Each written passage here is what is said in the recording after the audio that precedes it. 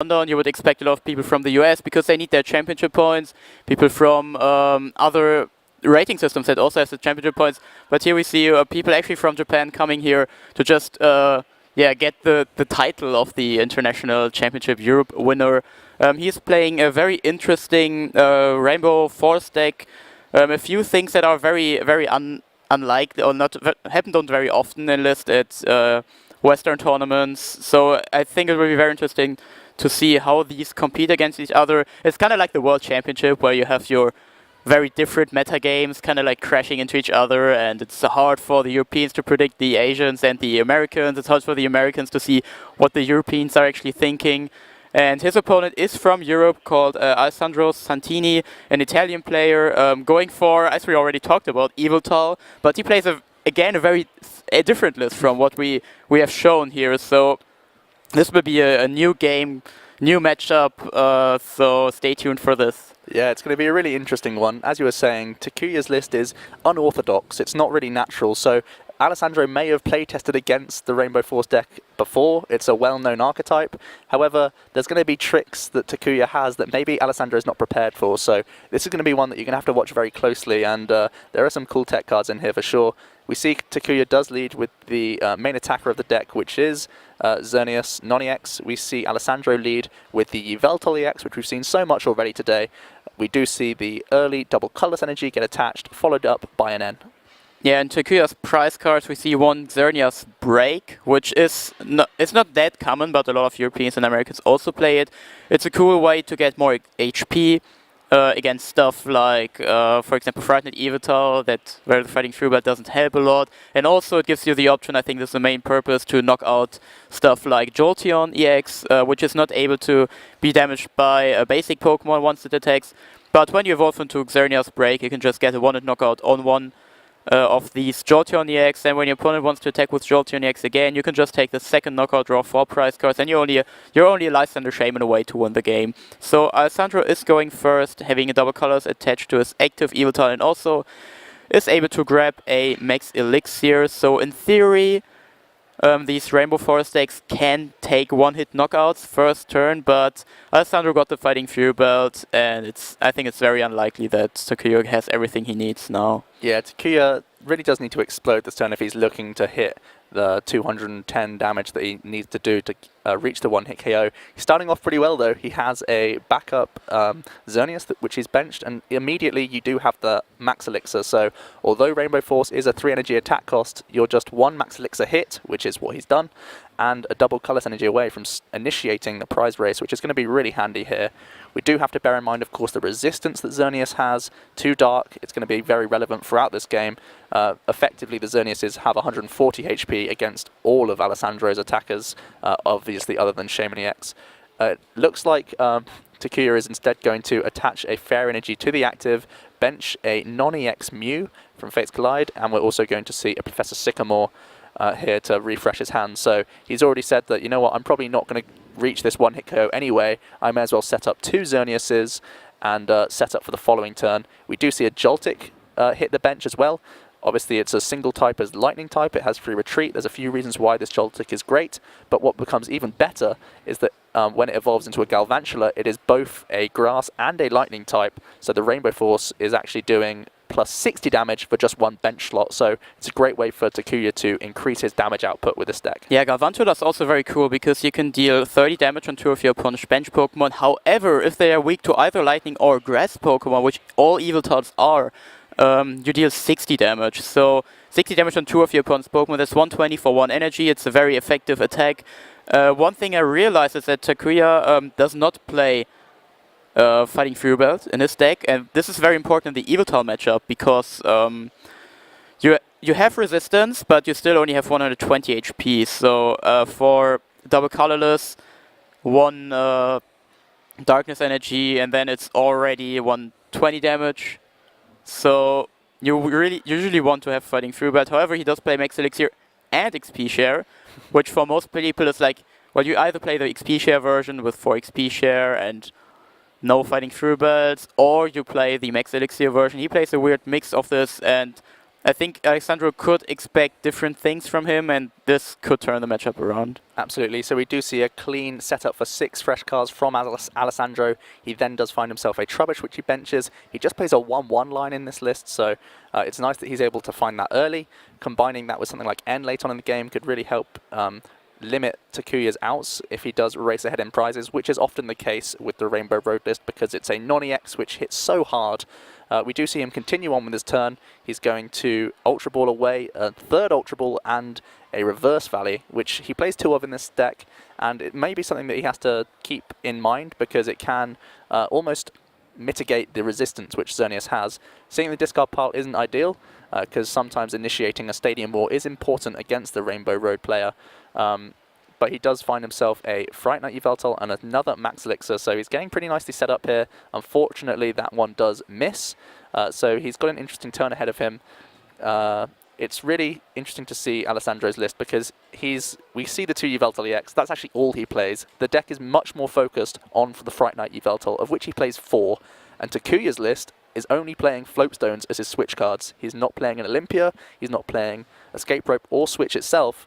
So Alessandro's win condition may well be the Fright Knight at some point during this game. So it's going to be an interesting decision whether he goes into the Garbodor or not, because Fright Knight could be his win condition here. Yeah, also the usual game plan against Rainbow Road when you play Yveltal is just to use like Parasity Garbodor, then get 1 big knockout and hope your opponent doesn't keep up. But Takuya's list has like the XP share, and also other stuff, like when you have Galvantula and Volcanion in play, Parasity isn't that big of a deal usually, and then you can still draw a lot of prize cards, so this could become a problem. But Alessandro's field looks very decent at this point, and again it's a very interesting choice if you use Cyclone or Evil Ball, because in theory he could get knocked out next turn when his opponent just has a double colors energy card and a full bench. When he evolves his Joltik and has a Volcanion in play, he can actually deal, I think he can deal 210. Yeah, so it looks like he's opted, he was doing some little math in his head there, and he's gone for the Evil Ball. Obviously, it's the 3 energy on the Yveltal, plus the 1 from the Xerneas, plus the base damage of 20, the Fury Belt, and then you have to minus the 20 thanks to resistance. So, going to do the 90 with the Evil Ball here, and he still feels fairly confident that he can tank a hit here with his Fighting Fury Belt. At the very least, he does have 1 energy on the EX in the back, so he feels fairly safe to just continue on with Evil Ball. As we see it go back over to Takuya, who is going to start off with an Ultra Ball. There's quite a few options in here. There's one thing that he's not playing, which is quite common in European lists, is Hooper EX. Takuya is actually playing, we see the Galvantula, but he is still playing a heavy EX build. He does have the Genesect EX, he has Volcanion, he also plays Dragonite, which is an option for him to recover some bench after he gets hit with something like Parallel City or he suffers knockouts. This Ultra Ball is going to find himself a Volcanion EX. This is not used as an attacker at all in this deck. It is simply used because it's a basic Pokemon that is a dual type. So yeah, it's also the only basic Pokemon that has 2 types. Yeah. So I think if there would be any other, I think you would not play Volcanion because the ability doesn't do anything. The attack, you're not able to attack, and it has 3 retreats. So often you actually lose because your opponent has Fright Knight and then plays Lysander Volcanion and you can't retreat it. I think he also doesn't play any switch cards, which is very common for Europeans because, like I already said, Yveltal is so popular here that Lysander and then Fright Knight cost you the game so often, and he looks very confident. Galvantula and another Pokemon that is not a Fairy, Psychic or Lightning Pokemon would be enough for a knockout here, and let's see if he's able to get this. Yeah, normally the Floatstone is the mitigating factor. Of course, the one thing Takuya does still play is 1 Hex Maniac, so putting the Floatstone on the Volcanion is still a defense that he has, a way of moving, but it means he has to weave in Hex Maniac during his turn, so it could be very awkward. Alessandro has to keep that in mind throughout the entire game, that it is an option. Takuya does find himself the Galvantula, so far we're seeing quite a bit of damage, not quite the knockout just yet. So it's going to be interesting to see what else he hit. He's got 1 more Max Elixir. He failed one just before the Professor Sycamore, and he's finding out what to put it on. Bear in mind, we've already mentioned the EXP shares, so even finding one here could be relevant. Unfortunately, again, not hitting it. He did have to Ultra Ball away a couple of Fair Energies, so he didn't have the highest chance of doing so. So that's pretty unfortunate for him. He's still going to be doing a good chunk of damage here. I'm not sure if it's ideal. It looks like that's the EXP share going onto the Galvantula. And this could be something he does. He does a huge chunk of damage this turn, setting it in range for the Galvantula later on in the game. So I think this is quite a cute play in my opinion. Yeah, unfortunately, he wasn't able to get enough damage. He doesn't play the Hooper because he has the Shaman, and then you also have to keep in mind which type Pokemon are. So when you play Hooper and Mew, you can't have both of them on your bench, so it's kind of weird. But if he had played Hooper and not Mew, if that Mew would be another Pokemon, he could have Hooper for Volcanion, then deal enough damage. Yeah. This is, I think, the main reason why European players play the Super EX. But you also have to think about, he plays Shaman, but there is no Shaman on his bench, which you would usually expect.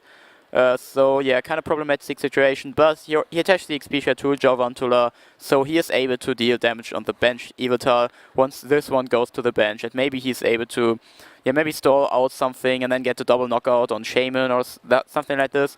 Galvantula is just a great card, but Alessandro, his turn didn't have a lot of cards. He played the energy to Fright Night Evitar, and then now he uses Y-Cycling because he knows, well, where am I going with this? I don't need Evil Ball. Y-Cycling is great, and then he can set up his bench Pokemon. Absolutely, and this is potentially, we could see this turn, the double-edged sword of playing Fright Night, because that Yveltal EX that's currently in the active, if Fright Night was to come into the active, you take 2 prize cards, so it's going to be interesting to see if Takuya goes for that line of play. Alessandro did choose to attach an energy for turn onto his Fright Night, just in case it was to go into the active position, but it is the sort of trade-off you have to do. Fright Night is great at stopping your opponent's tools, but it does the same for you. He wasn't able to get his Garbodor out yet, so this could be a line that Takuya goes for. The Lysander could be really, really good for Takuya, in my opinion. He, of course, has to retreat beforehand. He has to be careful of doing that. But the Galvantula could also start putting more pressure on the board very early on, so it's going to be interesting to see if he has those outs in hand. Oh no! And he does not retreat. He's not retreated. He's taken the 2 prize cards, but he's left his own Volcanion active, so I was just going to say, it would have been so weird that if he retreats, then plays Lysander, gets the knockout, and then knocks out the 2 Shamans. But unfortunately, he cannot retreat anymore, so he locked himself in the active position. What I think is even more sad is that he also had the Mew and Fates Collide on his bench that he could have put active just in case. But he's going with this. That's really rough. You saw the grimace on his face. He realized as soon as he played the Lysander that the ordering was key there, and he didn't quite get it right. So he's got 2 more prize cards. I think off of that he got one of those Max Elixirs, which he plays now. So he does have attackers waiting in the back, but he really could have put a lot of pressure on Alessandro had he had retreated the Volcanion first, or as you say, promoted the Mew instead, which naturally has free retreat, which Volcanion has been given free retreat via the tool, and Alessandro has been able to take that off. We've been saying throughout the game that the Fright Night is something to be very aware of. It's a huge factor in this matchup, and Takuya's been the one to bring it into the active, but it's also punished him. Yeah, it would have been so, like I already said, if he could have used both, like Lysander knockout and then Galvantula, and then Alessandro was not able to retreat, he would have just won this turn. Could have been over, yeah. It was very interesting, but unfortunately he forgot it. It's obvious that he forgot it. Yeah. But these things happen on high-level tournaments. When you have the pressure to play for a lot of prizes and a big title, it just becomes weird. And his opponent got Delinquent combo. Stadium Delinquent, and now there's only 1 hand card left for Takuya. He reveals that he plays 2 Volcanion, which is also very uncommon for European lists. They usually just play 1, because if that gets knocked out, you can kind of play Super Rod, and when your opponent plays Parasite, you just don't discard your Volcanion. But when you play Volcanion and Galvantula and that all XP share, that kind of stuff, Parasite gets a bit more hurtful, so maybe you might want to play something different, and here he plays Lysander for Trubbish, and now he retreats. So now he's going for the approach with Galvantula, maybe trying to go aggressive, and we do see him instantly go for those 2 Shamans, putting a lot of pressure on Alessandro. He needs to find a way to move this Trubbish and deal a KO with the most likely Yveltal EX is going to be the option here. Yes, I really want to see Alessandro's hand here, because playing Stadium Delinquent in 1 turn when your opponent has more than 3 hand cards doesn't seem that great on the first glance, so there might have been no other option, or he just wanted to make sure when your opponent has 4 hand cards, there is a good chance he has 2 good of them. Yeah. So let's see if he has a double colorless. He does not have a double colorless, so now he needs to draw a Floatstone. That might. He has a Floatstone. He gets a Floatstone off the Sycamore. That was super close. Huge. We don't see any reaction from his face, but I'm sure there's a huge sigh of relief in there somewhere. Yeah, I actually think I would have not attached the energy there. I would have just played Sycamore to have the highest odds of getting retreat here, because we have 2 Shamans that are almost knocked out. But Takuya plays 2/2 Garvantula, right? So in Yes. theory, if he gets another Joltik, that puts so much pressure on Alessandro right there. So we see Alessandro come back with the knockout, dealing with the Galvantula. So Takuya now, he does have the Dragonite EX, so he could be recovering Joltik, he could be finding more Joltik, so he's going to be threatening Galvantula throughout the game. It's still going to be a threat in the back of Alessandro's mind throughout the game, but it looks like Takuya doesn't have much. He just has the Mew that he has to promote. He got delinquented to 1 card, Yeah. and then he used Vertical Lysander to kind of gamble out this outcome. So naturally, there is not a high chance. I saw that he has an Ultra Ball, so next turn with his top deck, he can play Ultra Ball Shaman. He also, I think it is a Genesect DH, which he did not put on the bench just to have the option. So if Alessandro gets the Gauder here, that might be game for him, because then Takuya can play Ultra Ball Shaman. But of course, there are a lot of cards in Takuya's deck left, and everything could come here. We are going to see a switch from Alessandro. I saw him doing a little bit of maths in his head in terms of getting damage, so maybe he's going to try and hit this Max Elixir, and that could put him in range for maybe a Xerneas KO, or if he wants to go aggressive on the prize race, he could even try and deal with the Volcanion. There's 2 alternative approaches here. If you deal with the Volcanion EX, it's 60 damage gone. However, Alessandro is going to say, I want to deal with the only attacker and all energy on your board, because it takes a lot for Takuya to get damaging straight back. So very big play from Alessandro. He's he's got the Floatstone. He's had the huge let off, and straight away he's back right into this game, because that Yveltal EX is huge right now. But there is no Parasity in play, and there is also no Garbodor, so Takuya can play Ultra Ball Shaman. He got Joltik from the top of his deck, which is, I think, one of the cards he did not want to see here. Alternatively, though, it does mean that the Dragonite EX could pull both Joltiks out, so it could pay off for him in the end. Yeah, in theory, if he wants to really take that approach. Unfortunately, when you already have Shaman on your bench, Dragonite isn't that great. Yeah. I was talking about this with a friend. If Dragonite would be a Dragon Pokemon, it would be so much better in Rainbow Force, because it wouldn't help with your Shamans, because often you just play Ultra Ball Dragonite and pull out the Shaman with your Dragonite to draw more cards. But let's see what's going on here. Takuya does get himself that fresh 6. He was holding on to the Ultra Ball last turn, but it's only this turn where he has the 3 cards to actually make the Ultra Ball work. 6 cards from the Shaman EX. We do see the double Colorless Energy go down onto a Xerneas, which he's been able to find. What else do we have here? We see the Skyfield, and we follow up with an N. 4 cards to draw for Takuya, and only 3 for Alessandro.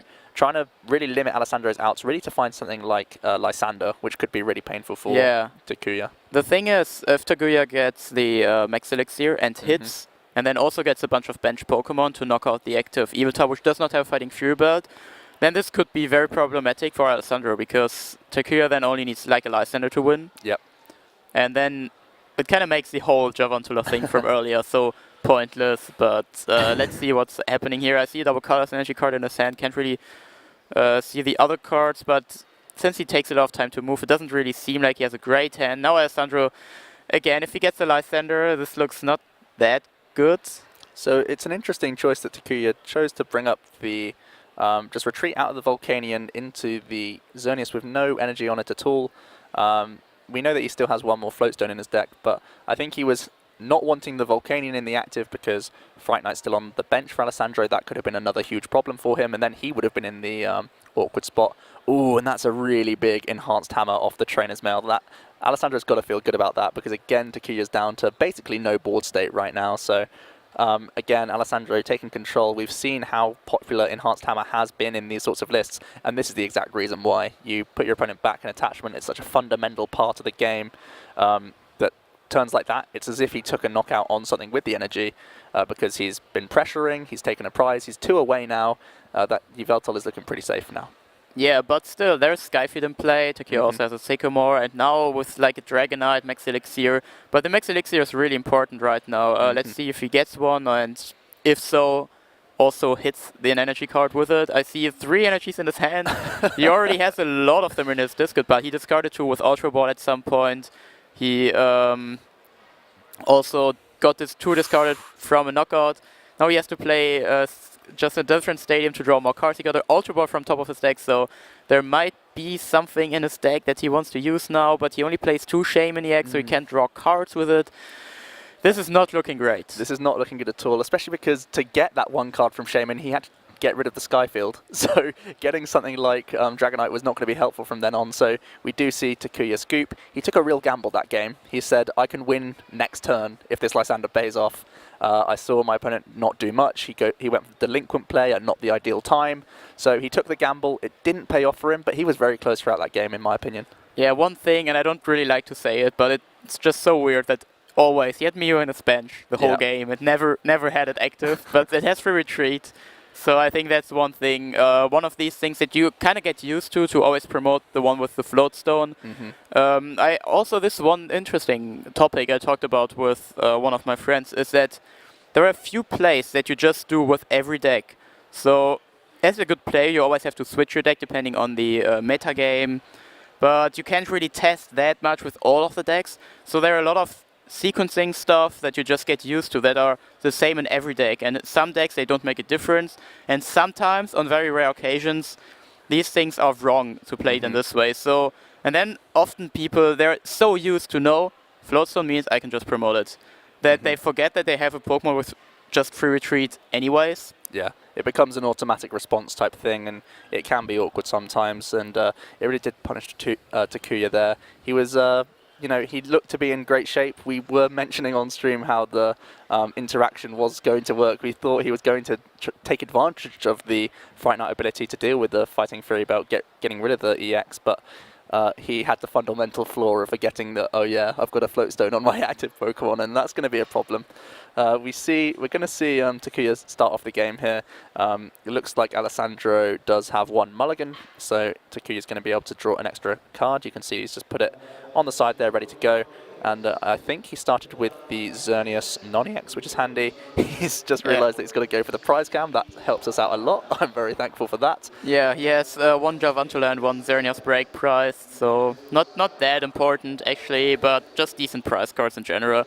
Also, pricing cards that are good is not that bad, because drawing good prize cards is often very, very good. I mean, it's like drawing an extra card. So this is also why I talk about Ton Map is kind of like a Trainer's Mail, but for all cards, because you get to choose 1 out of 6 cards when you play the Town Map, and when all of your prize cards are not great, well, the Town Map doesn't really help a lot. And here we see Takuya decided to go first, deciding Attachment Energy active, and did he discard? Well, I saw Max Elixir. This is not really what you want to discard. I saw Max Elixir, I saw double Colourless Energy and 2 Fair Energies. That is not the best of Sycamores right there. He does follow up with an Ultra Ball. Also, the double Colourless Energy on the active, we know it's vulnerable because Alessandro does play double Enhanced Hammer, so that's going to be potentially a hiccup for him, but he does need to continue to get set up. That's one of the issues with the Rainbow Force deck, is that it does require not just 3 energy, but you also need to have a full bench of Pokemon. So when you're not drawing too well, you can't really wait around. You have to do Sycamore because the deck is very focused on initiating a prize race and just being powerful enough in the early game to see it throughout the game. So Takuya not doing the best of starts, the double Colourless Energy, the painful discard, and the Ultra Ball just for the Joltik, when we've seen he's had to get rid of the Galvantula as well. The second one's in his prize cards. This isn't going too well for Takuya so far. Yeah, and now here we see Alessandro's first turn, just Trainer Mail for Ultra Ball. This is always cool, but I think he really wants an Enhanced Hammer or just a card to draw more. I think he can always Ultra Ball Shaman.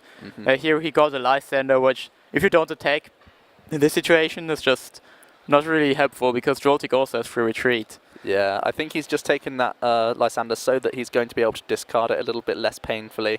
Gets rid of that and the Professor Sycamore. He's going to search through his deck. It's typical for players to look through the entire deck to figure out what they have in there. Obviously, Alessandro has quite the important 1-1 Garbodor line, which I'm sure he's looking at right now. A few options he can go for. He does have the second Ultra Ball in hand, so he may go for something like Yveltal EX and then into a Shaman EX to draw a lot of cards. We've seen he's got rid of the Professor Sycamore, so it's likely he has a pretty strong hand here. He does opt to go for the Yveltal EX. This is a pretty strong play because this is the card that's going to be able to one-hit knock out Xerneas's. So that's the thing you want early game. Potentially Fright Knight comes into play later, like we did see that interaction. And again, we see Alessandro now is the one having to do a painful Sycamore, because 3 Sycamore in discard very early on, as well as one of his precious double Colourless Energies. Yeah, but the hand he drew was very good. Well, he did search his deck for the other Yveltal EX, so He shows his opponent that he's trying to just declump the deck there. I think that sometimes there are issues. People worry about stacking if you're going to try and randomize your deck. As long as Takuya's happy, he can shuffle as much as he wants to make sure that Alessandro is not doing anything shifty with his deck. It's just that the Max Elixir had the unlikely outcome of having lots of Fright Knights in that top 6 cards. We do see him hit the Enhanced Hammer that, of course, we mentioned that it could be a worry for Takuya.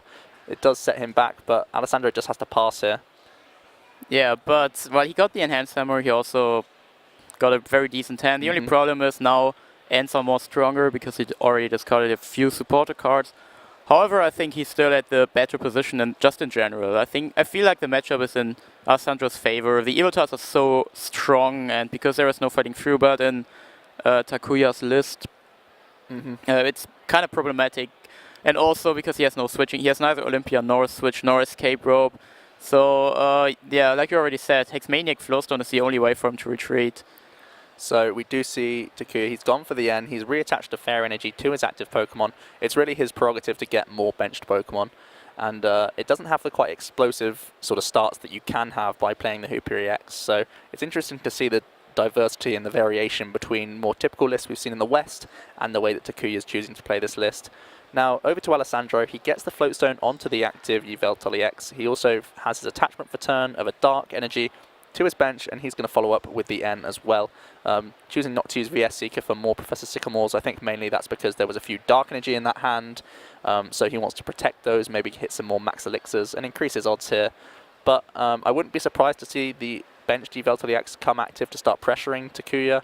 The only question is how worried he is that it could be easily KO'd, so it's a decision that Alessandro has to make here. We see a pretty decent hand. He finds himself another Fright Knight Yveltal, which is going to go down onto his bench as that threat. It really does force Takuya into the awkward spot. So threatening the Trubbish, threatening the Fright Knight is a really cool position to be in if you're Alessandro, in my opinion. Yeah, what I just realized is Alessandro plays even 4 of the Frightened Yveltal. Yeah. It's such a good card, but in this matchup it doesn't shine that much as in other matchups because your attacker is not a Pokemon EX, so you can't really prepare 2-hit knockouts for later. But it's still very good, and here Takuya a bit salty. Again, not hitting his Max Elixir, even though he plays 9 Fairy Energy cards. And also, just in general, his start, his feel doesn't really look great, so not everything is going right here. We see an Ultra Ball getting rid of a Fairy Energy and the Xerneas. He's going to look to find himself a Shaman EX to draw some more cards. I'm sure he's looking for something like double Colorless Energy so he can start pressuring. I think also something like an EXP share would be a really big pickup for him to try and chain some Xerneas breaks, because that is awkward. We see the Genesect get put down as well as the Faded Town so that he's able to draw one more card from the Shaman EX, a full 6 in fact, which is fantastic. The Genesect DX, it's in here because it's a metal type, so that helps with the Rainbow Force, but it has the small benefit of the Drive Change ability, allowing you to take a tool off of Genesect once during your turn. And this is really handy because you can also have it as a placeholder almost. You just slap a Floatstone onto your Genesect DX, it's there for the entire game, so you can then pick it up whenever you need to. If, for example, maybe a Volcanion is stuck in the active position, you can use Drive Change and then move the Floatstone onto Volcanion. Bear in mind, of course, though, that Fright Knight is a factor, so maybe the Floatstones aren't as helpful here, but in general, the Genesect DX is a nice tech card, more than just giving you 30 damage. Yeah, also when you have a Fighting Fury Belt in your hand, I mean, of course he doesn't play it, but so for example, in this situation, in XP share, and there is no good Pokemon you can attach it to, you just you attach it to Genesect, play Professor Sycamore. When you then draw a Pokemon you want to have the XP share to, you can just take it from your Genesect, then attach it to your Xerneas, and then just attach a Floatstone. And like you already said, it's when you get, for example, when your opponent plays N and you need a Floatstone, you can just take it there. Because there is no Tool Scrapper, there is no Xerosic, and there is no Megaphone. So the only way to get kind of rid of tools is to use Fright Knight, but they don't discard it, so you can use them later again. So it looks like he has got into his Galvantula, just has to pass it over to Alessandro, so missing out on the double Colorless Energy. We do see the turn attachment by Alessandro, it's going to be the Dark Energy, it's all he needs to finish off this already damaged Xerneas, and he's debating what else to play here. Both players have used a couple of ends on each other and stuff like that. It's not been the most progressive game so far, but Alessandro does have the option. It looks like he's got VS Seeker. That would be the main reason to look through the discard pile. Looks like we're going to see a Max Elixir first, and that whiffs. So both players not quite on full cylinders right yet. But we do at least see, I think right now, Alessandro is in a slightly more commanding position. Yes, his board just looks good in general. Well, Takuya has like one Xerneas and a lot of different Pokemon in his bench, so that's great from there. But it doesn't really look that great because Garbodor and Alessandro is actually in play when this is impressive with only 1/1 Garbodor, and when he wants to play it, he can use the Floatstone. Maybe Takuya has again some kind of weird Javantula action, but I actually doubt it. Yeah. However, because you can play Lysander and N in the same turn, which would be cool because then you could play like Lysander, Garbodor, N, and when your opponent doesn't get the Floatstone, you're in a good position. But because you can't do both of them at the same time, you either have to hope your opponent doesn't have a Floatstone, or you have to play N first and then hope your opponent doesn't draw well, and then you hope you also get the Lysander, and then you can do it. So I don't really like the Garvantula that much because it doesn't really help. Like you also saw in the first game, it attacked once, then got knocked out, and that's it. Then your opponent has 2 Pokemon, 60 damage on it, and you still have to knock out other Pokemon to win the game. So Alessandro concludes his turn. He puts the Floatstone onto Garbodor, choosing to get the ability lock set down. With that, Takuya is able to comfortably put the Floatstone on Volcanion this time. He can be a bit more liberal with that here. We see a second Joltik come down onto the bench. We see the double Colorless Energy get attached to Shaman EX. Maybe he just wants to recycle his hand here. He's going to free retreat, go for the Sky Return, just for a little poke of 30 damage, going straight back into that Volcanion EX, which has got the free retreat. Maybe Takuya is going to try and set up the double Galvantula play. Potentially that's an option. Right now, there's not many Shaman. Well, there's no Shamans on Alessandro's bench, so it's really not as effective as it could be. I think Takuya here, he didn't have the best of hands. He needs to recycle. The Shaman going back into the hand isn't that helpful because the ability locks back in. So really, Takuya scrabbling for anything to do. If you've got nothing to do, you may as well get 30 damage on via Sky Return. It's better than doing literally nothing. So yeah, that's all we see. But I'm wondering why he put Volcanion active but not the Joltik, because the Joltik on the bench doesn't help too much. It's also lightning Pokemon just like Javantula. So, but the Volcanion Floatstone is so risky because Alessandro can then just get the knockout with the Fright Knight, and also he has a Pokemon EX being the Genesect on his bench. So in theory, Alessandro can just retreat and then apply a lot of pressure with his Fright Knight Evitar, but he didn't get that far, so he's just Evil Ball for 70 damage, and I think, yeah, that was kind of close, actually.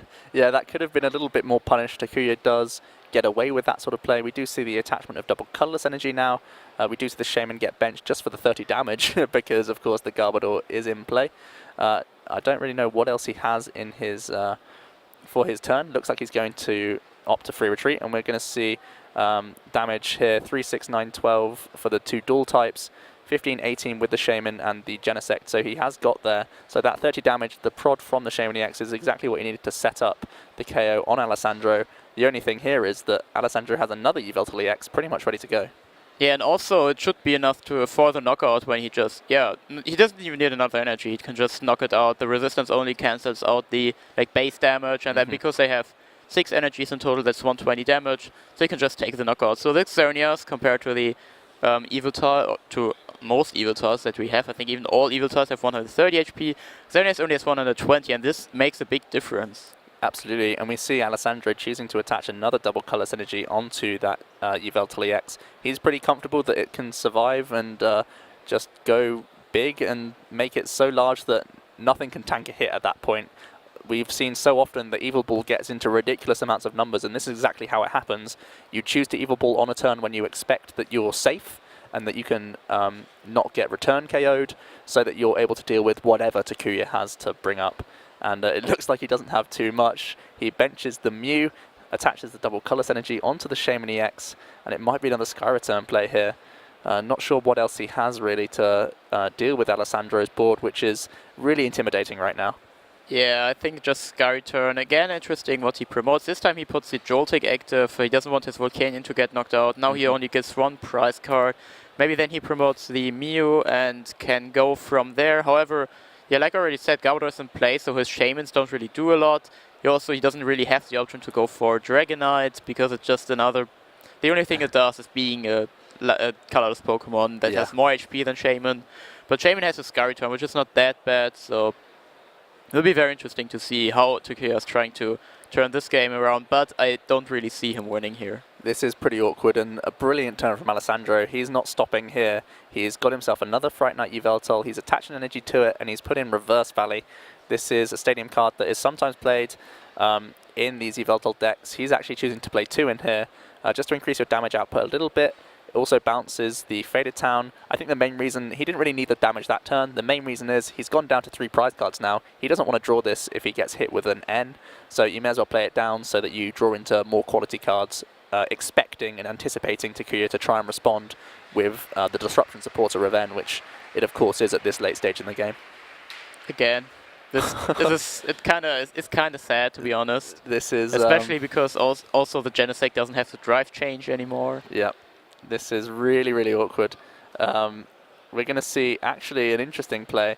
Alessandro is going to free retreat with a Float Stone, choosing to take the knockout and set up the Volcanion EX with the Fright Knight. He feels very safe. He's only getting poked for 30 damage a turn, and that's all Takuya can do. He doesn't draw into any new draw supporters or any way to get out of this funk where he could only go for the Sky Return, whereas Alessandro was able to capitalize as aggressively as possible, take full advantage of the low HP that the Mew had in the active, so he could get an extra 60 damage on the board, so that Volcanion was always in range. So really well played from Alessandro. Takuya not able to set up as much as we would like, and that is a risk sometimes playing the Rainbow Road, or the Rainbow Force deck I should say, because there's a lot of things that need to go right for this deck to go well, and to make sure that you have enough attackers throughout the game. We know that Takuya does play EXP Share alongside Max Elixir, so typically you should be okay to be able to get enough energies into play. Didn't quite work out for him because he wasn't able to draw into the things in the right combination. Some of those Max Elixirs weren't hitting, but not only does he need a lot of energy to carry on throughout the game, he also needs that large bench size,